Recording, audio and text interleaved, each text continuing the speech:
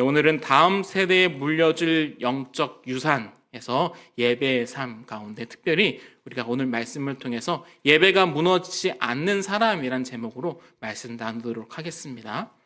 우리는 누구나 자녀들에게 무엇을 남겨주길 원합니다. 혹시 자녀에게 뭐 남겨주실 거 있으신가요? 돈? 땅? 믿음의 유산. 정답입니다. 오늘 할 말씀이 영적 유산에 대한 이야기입니다. 어떤 분은 피땀 흘려 벌었던 그 돈을 물려주려고 노력을 하고요. 또 어떤 분들은 집안에 있는 그런 그 대대로 그런 명예나 이런 것들을 자녀들에게 물려주려고 노력을 합니다. 물론 이런 건 물론 소중한 것이지만 그런데 안타깝게도 이러한 유산들은 시간이 흐르면 결국 사라지고 말아요. 큰 땅을 물려받은 분 계시는데 없답니다. 없었다고 되게 속상해 하시는 분도 경험했는데요. 근데 사라지지 않는 게 있죠. 아까 말씀하셨을 때 믿음의 유산. 영적 유산은요, 결코 없어지거나 사라지지 않는, 낡지 않는 것들입니다. 5월은 가정의 달이기 때문에요. 오늘은 이 가정의 달 가운데 이제 꿈꾸는 기도를 통해서 우리가 자녀들에게 줄 수 있는 영적 유산이 무엇인지, 내가 자녀들에게 남겨줄 수 있는 것이 무엇인지를 하나하나 조금 5번에 걸쳐서 아마 말씀을 나눌 겁니다. 오늘은 예배고요. 다음 주는 기도, 공동체, 가정, 말씀 이렇게 5개의 주제로 우리 담임 목사님과 또 부교육자 또 김영윤 목사님과 또 김숙경 소장님을 통해서 은혜 나누는 시간 되도록 하겠습니다. 오늘은 그 첫 번째인 예배에 관련된 것입니다. 우리 예배가 무너지면 어떻게 될까요? 예배가 무너지면요. 이 예배가 무너지면 예배만 무너지는 것은 끝나는 것이 아니라 이 예배를 통해서 하나하나 차근차근 무너져 버리는 거예요. 이 예배가 무너지면 무엇이 무너집니까? 신앙이 무너지시고요. 신앙이 무너지면 뭐가 무너지죠? 삶이 무너져요.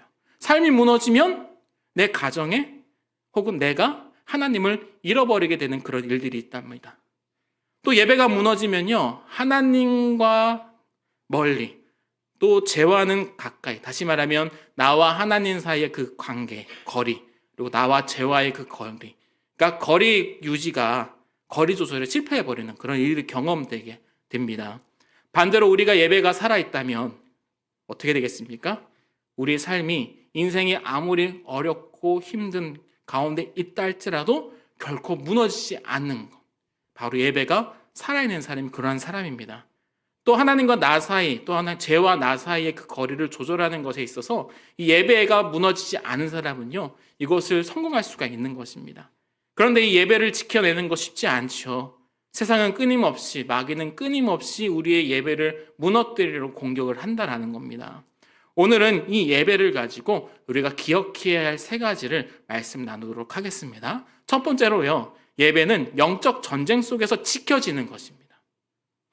우리가 신앙생활하면서 왜 흔들흔들거릴까요? 마음속으로 결심을 탁 붙잡았지만 자꾸 그 결심이 무너지는 이유가 무엇이겠습니까? 하나님을 사랑합니다 라고 고백을 하면서 정작 중요한 순간에 세상 따라가고 싶은 마음이 생기는 것이 무엇일까요? 성경은 그 이유를 정확하게 말씀해 주시는데요. 갈라디아서 5장 17절 말씀입니다. 같이 읽어보겠습니다. 시작. 육체의 소욕은 성령을 거스르고 성령은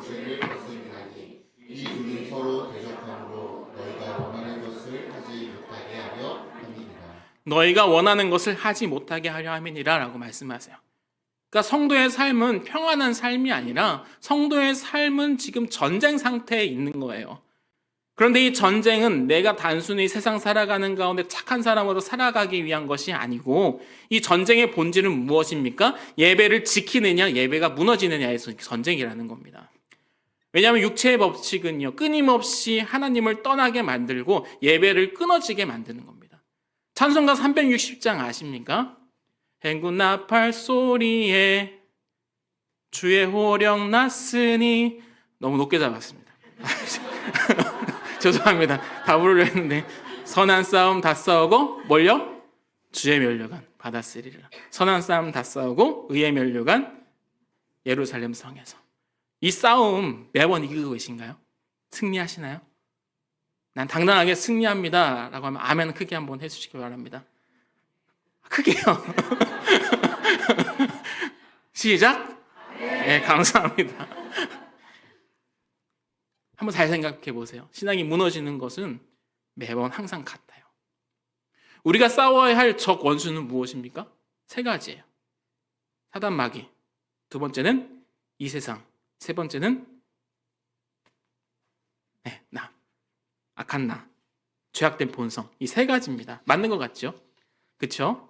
이 중에 사단 마귀와 이 세상은요, 외부의 적이에요. 우리를 공격해 들어오는 것이고요. 죄악된 나, 죄악된 본성은 내부에서 공격을 합니다. 그러니까 이 셋은 쿵짝이 잘 맞아요. 같은 편입니다. 그래서 사단은 이 세상을 무기 삼아 나를 공격하고요.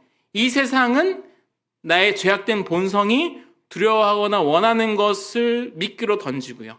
또 죄악된 본성은 이 세상이 그렇게 공격해 올 때에 순순히 항복하려고 하는 그 마음을 우리에게 자꾸 줍니다.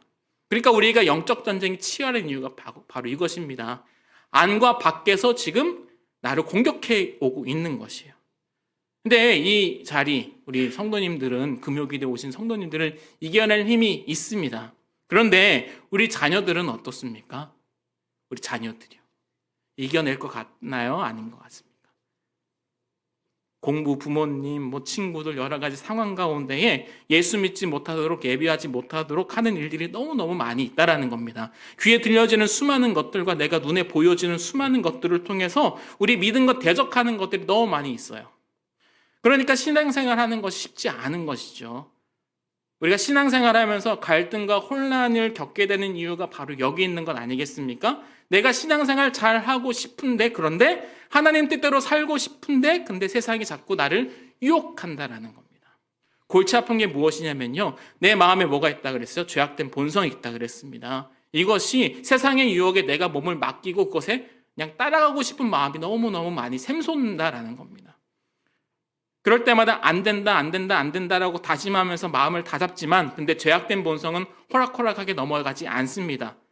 세상성 따라가면 어떠냐고, 다른 사람 그렇게 다 하는데 어떠냐고, 뭐가 그렇게 심각하고 유별나게 그렇게 행동하냐고 공격을 해오는 겁니다. 끊임없이 나를 유혹해서 세상에 유혹하는 쪽으로 내가 몰려가는 거예요. 웃긴 건 무엇이냐면요, 세상 유혹 따라가면 어렵고 내 마음속에 있었던 그런 갈등과 걸리적거리던 게 사라져버린다는 거예요. 그죠? 뭐냐면요, 사단이 이겼다라고 하면서 안 건드리는 거. 얘는 됐네. 둬도 되겠다. 작전 성공. 다른 사람 찾아가자.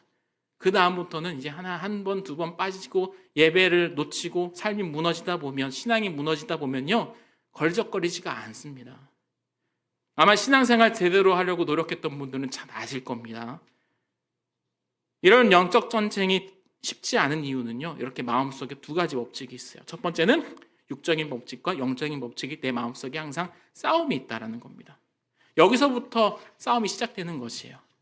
여기서 육적 법칙, 육체적 법칙이라는 표현하는 것은요, 단순히 나의 몸을 이야기하는 것이 아니라 세상적인 것, 거룩하지 않은 것, 불신앙적인 것, 마약, 음란, 동성애 수많은 것들이 있다라는 겁니다. 그럼 반대로 영적인 것이 무엇이 있습니까? 영적인 것은 하나님께 속한 것, 거룩한 것, 신앙적인 것을 이야기합니다. 여기서 굳이 영적인 것과 육적인 것에 대해서 자세히 설명드리지 않아도 이 두 개가 너무너무 다르다라는 것을 우리 성도님들은 잘 알고 계실 겁니다. 쉽게 말해서 공존하지만 공생하지 못하는 거예요. 한 집에 같이 살긴 하는데 너무너무 성격이 안 맞아요. 둘 중 하나만 가능한 겁니다. 우리 마음도 마찬가지죠. 영적인 법칙의 지배를 받든지 육적인 법칙의 지배를 받든지 둘 중 하나만 가능한 겁니다. 여기서 주어를 바꿔보면요, 육적인 법칙이 우리 마음을 지배하든지 영적인 법칙이 우리 마음을 지배하든지 둘 중에 하나인 겁니다. 예배가 무너지는 과정, 신앙이 무너지는 과정인데요, 처음에는 예배가 가벼워집니다. 그 다음에는 말씀이 부담으로 다가와요. 그 다음엔 내가 짓는 죄가 자연스러워집니다. 그리고 결국 하나님과 멀어져 버리고 말아요. 이것이 육체의 법칙 아니겠습니까? 쉽게 들면, 예를 들면 이런 마음이 자녀들에게도 있다라는 것을 제가 이해하지 않았으면 좋겠는데, 이해가 가는 게, 공부하고 싶은 그 마음과 놀고 싶은 그 마음이 싸우는 거예요. 공부하고 싶은 마음이 있는데 지금 몸은 어디 있어요? PC방에 있는 거죠. 그러면서 게임을 열심히 하면서 마음속엔 뭐라고 해요? 내일 시험인데 어떡하지? 내일 시험인데 어떡하지? 그러고 있는 겁니다. 반대로 성령의 법칙은 어떤 것입니까? 우리를 하나님께로 이끌어가는 힘이 성령의 법칙이에요. 성령은 우리로 하여금 예배를 사모하게 만들고 죄를 괴롭게 느끼게 만들고 하나님을 기뻐하는 것으로 만들어 버립니다. 그러니까 마음의 상태는 항상 전쟁터죠. 그렇지 않습니까? 예배하려는 마음과 예배를 무너뜨리려고 하는 그 마음이 항상 내 마음속에 싸우고 있는 겁니다. 중요한 사실은 이거예요. 이 예배는요, 저절로 지켜지는 것이 아니라는 겁니다. 이 예배는 싸워서 지켜나가는 겁니다. 왜 바쁘면 제일 먼저 예배가 무너지는 게, 가장 먼저 무너지는 게 예배입니까? 왜 힘들면 예배가 뒤로 밀려갈까요? 왜 유혹이 오면 왜 예배가 약해집니까? 왜 시험간이 되면요, 왜 예배가 중요하지 않게 돼버리는 것일까요? 이유가 무엇이겠습니까?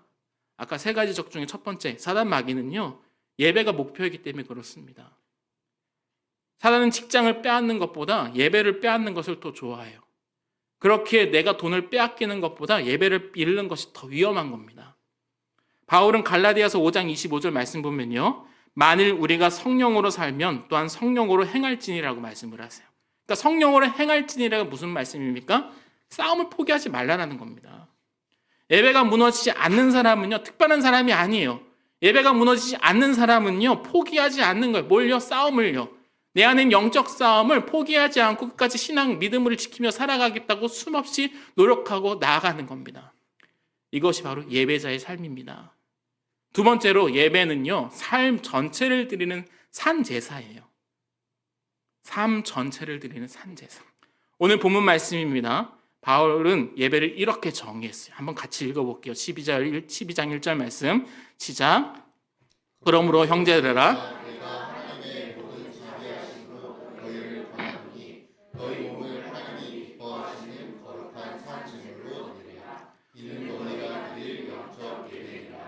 이 말씀은 너무 충격적인 거예요. 교회에서 예배를 드리는 행위, 예배가 교회에서 드리는 그 행위가 아니라 삶 전체를 정의를 하고 계세요. 구약의 제사를 한번 생각해 보겠습니다. 구약의 제사를요. 먼저 제사에 사용되어지는 제물은 깨끗해야 돼요. 아까 12장 1절 말씀은 지금은 제물로 되어 있는데 개역 한글 버전은 산제사로 되어 있는 건 아시죠? 여기서 제물은요, 깨끗해야 되는 거예요. 그러니까 제사에 사용될 제물을 제사장 앞에 가져오면 제사장은 그 제물을 살펴봅니다. 흠이 있어도 안 되고 점이 있어도 안 되고 더러워도 안 되고 병들어도 안 됩니다. 그러니까 완전한 것, 깨끗한 것만 하나님께 드릴 수 있는 것이었어요. 그러니까 동일하게 우리의 거룩한 산 제물로 드려야 하는 우리도 마찬가지로 항상 거룩하고 깨끗하게 구별되어 있어야 되는 겁니다. 그리고 이 제물은 죽어야 됩니다. 이 제물이 죽지만 언제? 성막 안에서 산 것을 죽여서 드려지는 거예요. 그러니까 죽은 것을 드려지는 게 아니라는 거예요. 하루 전에 죽었든 1시간 전에 죽었든 5분 전에 죽었든 그것은 죽은 것은 안 됩니다. 단 산 것을 가져와서 성막 안에서 죽여야 드려야 되는 겁니다. 이것이 제사거든요. 무슨 말입니까? 하나님께 생명을 드리는 거예요. 살아있는 것을 하나님 앞에서 죽입니다. 하나님 앞에서 나는 죽었다라는 거예요. 이것이 의미하는 것이 무엇입니까? 하나님께 드려지는 것은 완전해야 되고 자기의 생명을 내려놓아야 된다라는 말씀이에요. 이것이 거룩한 제사로 드려지는 제물의 모습입니다. 그런데 바울은 오늘 아까 읽었던 12장 1절 말씀에서 산제사라고 얘기를 하세요. 모순이죠. 제물은 죽어야 된다라고 했는데 바울은 산제물로 얘기를 합니다. 이 뜻이 무엇이겠습니까? 우리는 살아있지만 하나님 앞에서는 죽은 자로 살아가야 된다라는 거예요. 갈라디아서 2장 20절 말씀 같이 한번 읽어보겠습니다. 시작. 내가 그리스도와 함께 십자가에 못 박혔나니 그런즉 이제는 내가 사는 것이 아니요 오직 내 안에 그리스도께서 사는 것이라. 이제 내가 육체 가운데 사는 것은 나를 사랑하사 자기 자신을 버리신 하나님의 아들을 믿는 믿음 안에서 사는 것이라. 이제는 내가 사는 것이 아니요 오직 내 안에 그리스도께서 사는 것이라. 이것이 예배예요. 하나님 앞에서 내 뜻은 죽고 하나님의 뜻이 살아가는 거예요. 하나님 앞에서 내 욕심은 죽고 하나님이 기뻐하시는 것이 살아가는 거예요. 하나님 앞에서 내가 중심이 아니라 그리스도가 중심이 되는 것. 이것이 예배라는 거예요. 그러니까 진짜 예배는 교회에서 끝나는 것이 아닙니다. 예배는 삶으로 이어져야 되는 거예요. 교회에서는 거룩한데 집에 가서는 무너진다면요, 이건 예배가 아니고요. 교회에서는 거룩한데 직장에서는 세상 사람과 똑같다라고 한다면 이건 예배가 아닌 겁니다. 예배는 삶이에요. 그래서 바울은 뭐라고 해요? 너희 몸을 드려라라고 말씀하시는 거예요. 이것이 무엇입니까? 우리가 살아가는 나의 삶을 드려라, 현실을 드리라는 거예요. 말하는 것, 생각하는 것, 행동하는 것, 모든 것을 하나님께 드려져야 되는 것입니다. 이렇게 예배가 무너지지 않은 사람은요, 이렇게 하나님께 앞에서 하는 사람이, 하나님 앞에서 살아가는 사람입니다. 우리 요즘 외출할 때 확인하는 게 있죠. 뭘 확인합니까? 요새 가스도 확인 안 해요. 왜요? 인덕션 써갖고. 뭘 근데 확인합니까? 가장 많이 확인하는 거. 말하면 맞다 하실 거예요. 핸드폰 배터리. 그죠? 충전기 챙겼나? 보조 배터리 챙겼나? 카페에 가면 콘서트 있을까? 이게 얼마 없는데 이거 어떡하지? 핸드폰 배터리 없으면 그렇게 불안해 하시면서 나의 영혼이 방전되는 것은 왜 그렇게 지나칠 때가 참 많이 있습니까? 세상의 종의 세상의 소리를 듣고 걱정과 염려와 그런 것에 마음 빼앗기고 죄의 유혹과 싸우면서 내 영혼이 계속 소모되고 계속 방전돼 나가는 거예요. 그는 예배의 자리로 오지 않고 말씀을 가까이 하지 않고 기도의 자리에 나아가지 않으면요, 나의 영혼은 점점점 방전돼서 소모가 됩니다. 충전되지 않은 핸드폰이 꺼지는 것은 이상한 일이 아닙니다. 예배 없는 영혼이 무너지는 것도 이상한 일이 아니라는 겁니다. 그래서 예배는 내 영혼을 충전시키는 것이고요, 이 말씀은 내 영혼의 양식이고요, 우리의 기도는요, 하나님과 연결하는 호흡인 겁니다. 우리가 예배를 지킨다라고 하는 것은요, 단순히 주일 일정을 지키는 것이 아니라 예배, 우리가 하나님 안에서 살아가는 은혜의 자리를 지켜나가는 거예요. 그러니까 우리가 스마트폰에 그 핸드폰은 그 배터리는 그렇게 신경 쓰면서 우리 영혼은 하나님 앞에 충전되지 않는 그런 충전되는 예배의 자리는요, 소홀히 여길 때가 참 많이 있다라는 겁니다. 예배가 살아야 나의 영혼이 살고요, 예배가 살아야 나의 가정이 살고, 예배가 살아야 우리의 다음 세대가 살아나는 겁니다. 세 번째로, 예배가 무너지지 않는 사람이 영적 유산, 믿음의 유산을 남깁니다. 히브리서 11장 4절 말씀 같이 읽어보겠습니다. 시작. 믿음으로 아벨은 가인보다 더 나은 제사를 하나님께 드림으로 의로운 자 하시는 증거를 얻었으니 하나님이 그 예물에 대하여 증언하심이라. 그가 죽었으나 그 믿음으로써 지금도 말하느니라. 그가 죽었으나 그 믿음으로써 지금도 말하느니라. 아벨이 무엇을 남겼습니까? 예배를 남겼습니다. 아벨의 삶은 정말 짧았어요.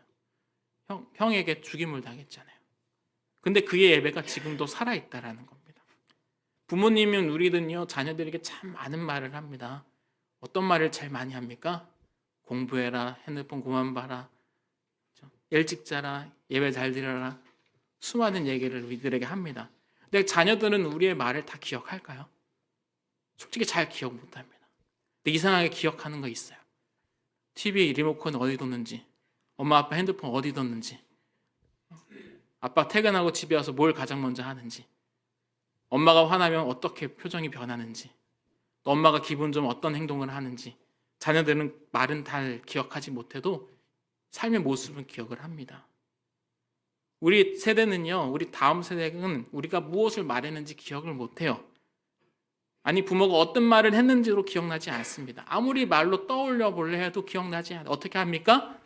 저도 그랬거든요. 저도 우리 부모님이 저에게 하셨던 말씀들은 잘 기억이 안 납니다. 그런데 기억나는 게 뭐냐면요, 어떻게 살아가셨는지는 기억을 해요.